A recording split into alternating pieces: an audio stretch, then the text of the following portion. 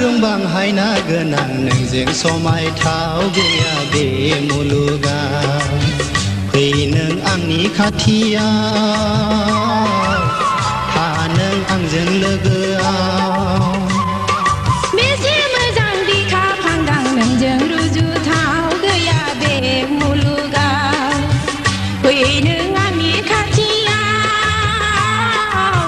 था नों आंजों लोगोआव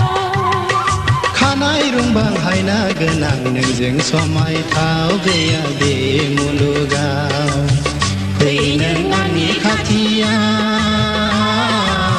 था नों आंजों लोगोआव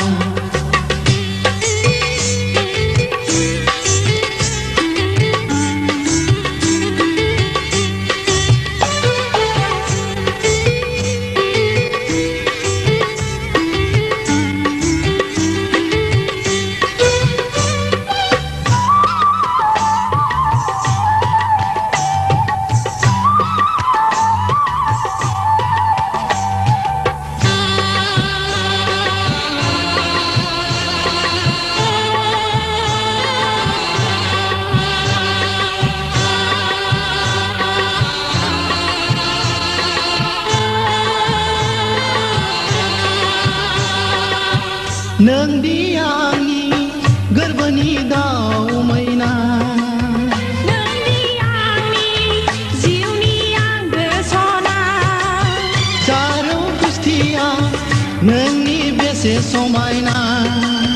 नोंनि देंखोआ बेसेदि गोसोथावना जोंनि अनलायनाया बे मुलुगाव गोसारलांगोन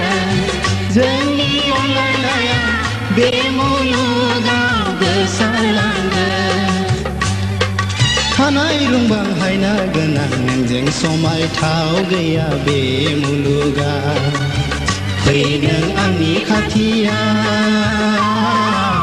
था नों आंजों लोगोआव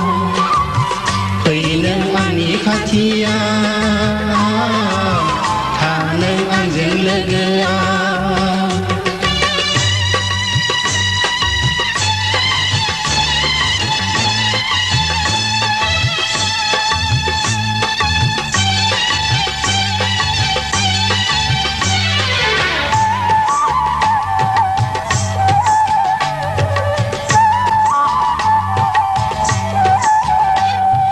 बारदै सिखोला जानानै आं नोंनि अखोराङाव बिरलांगोन आं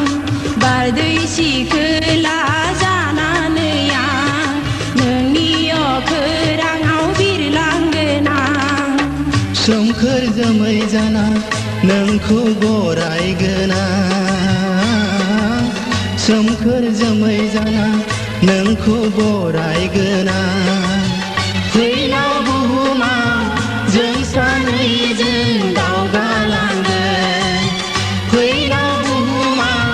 जों सानैजों दावगालांगोन खानाय रुंबां हायना गोनां नोंजों समायथाव गैया बे मुलुगाव फै नों आंनि खाथियाव था नों आंजों लोगोआव बेसे मोजां बिखा फांदां नोंजों रुजुथाव गैया बे मुलुगाव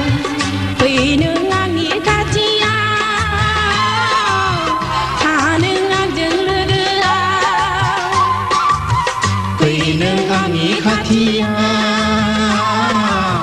था नों आंजों लोगोआव फै नों आंनि खाथियाव